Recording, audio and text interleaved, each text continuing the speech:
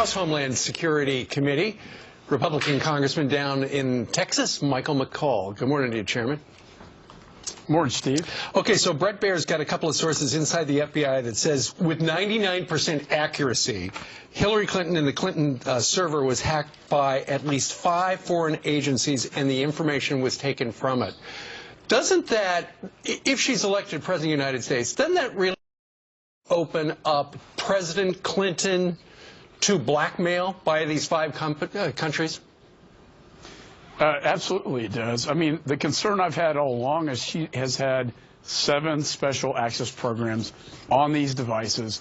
Those are the most classified, sensitive secrets in the federal government, many of them covert operations. She took those devices overseas against the State Department's wishes, and now we find out, as James Comey told me previously, that it's very likely that foreign adversary nations got into her private server.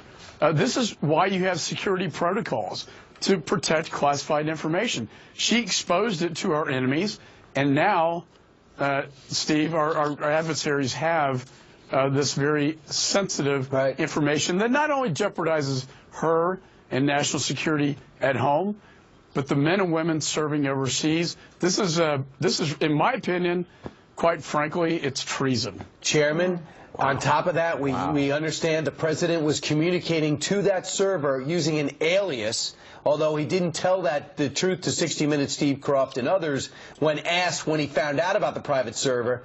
What are the implications of the president communicating with the Secretary of State on an unsecure server now that we know this hacked 5 times? Well, now the American people know why this was such a big deal. It should be in a protected environment. It wasn't. It was created to get around the Freedom of Information Act because she didn't want to be transparent to the American people. Now it's vulnerable to a cyber attack. Looks like it was.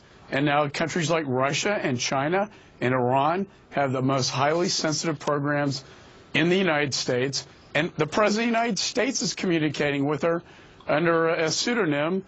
They're not stupid. They can figure that out as well. This is a huge story. It's far bigger than the accusations against Donald Trump.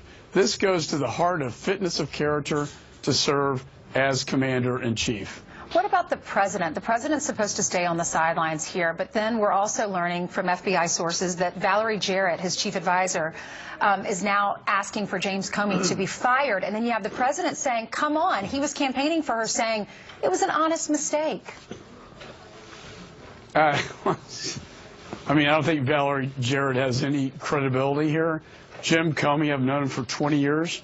He always does what he thinks is the right thing to do. He's made Republicans upset, but he's made a lot of Democrats upset. Yeah. One thing I know about Jim is that he will always do the right thing in his mind. I think he believed, and I think rightly so, that he had new evidence and he had an obligation to the Congress to turn that evidence over and let the Congress know and the American people before this critical decision that this case was not over. As Hillary Clinton said, I'm cleared, it's all over. Yeah.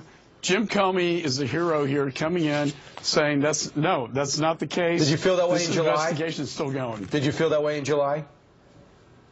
You know, the only criticism I had of Jim in July was that he should have said, to say no reasonable prosecutor would take the case was not the role of the FBI. That's the role of the prosecutor at Justice, and I was one of those for many years. That was the only criticism I had. He pretty much indicts her all the way up to not indicting her. All right, Chairman, thank you for joining us this morning.